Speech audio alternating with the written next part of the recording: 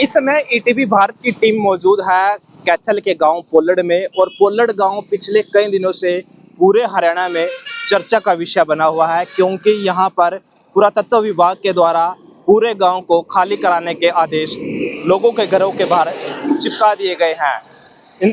सरकार का मानना है कि पुरातत्व विभाग के जमीन पर यह गांव बसा हुआ है, लेकिन ग्रामीणों से जब हमने बातचीत की, ग्रामीणों का कहना है कि जब भारत और पाकिस्तान का विभाजन हुआ था उस समय उनके बड़े बुजुर्ग पाकिस्तान से आकर यहाँ पर बसे थे। इतना ही नहीं, गांव वालों के आधार कार्ड और अन्य कई प्रकार की आइडिया भी है, उसके बावजूद उनको इस जमीन का मालिकाना हक नहीं मिला है, जिसके चलते पुरातत्व विभाग के द्वारा गांव को खाली करने के आदेश दे दिए गए हैं।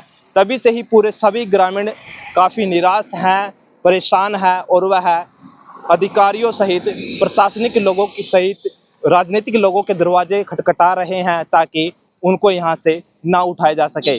गांव पोलड़ की अगर बात करें, यह सरस्वती के तीर्थ पर स्थित है और यहाँ पर यह भी माना जाता है कि रावण के दादा ने यहाँ पर तपस्या की थी और उनकी तपस्थली इस गांव को कहा जाता है और उनके नाम से ही इस गांव का नाम पोलड़ पड़ा था।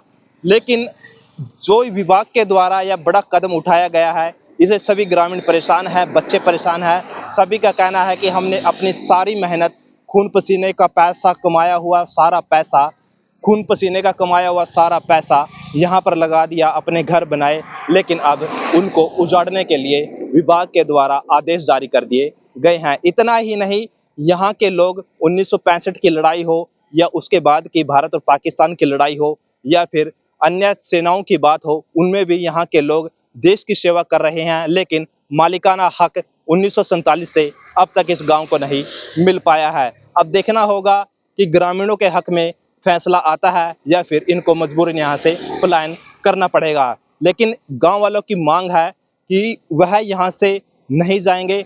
अगर सरकार फिर भी यहाँ जबरदस्ती करती है तो वह इस बात पर सहमति बना सकते हैं कि उनको कहीं पर प्लॉट या स्थायी मकान बना कर दिया जाए, ताकि वह अपने बच्चों को कहीं पर छत दे सके और उनको रहने के लिए स्थान दे सके।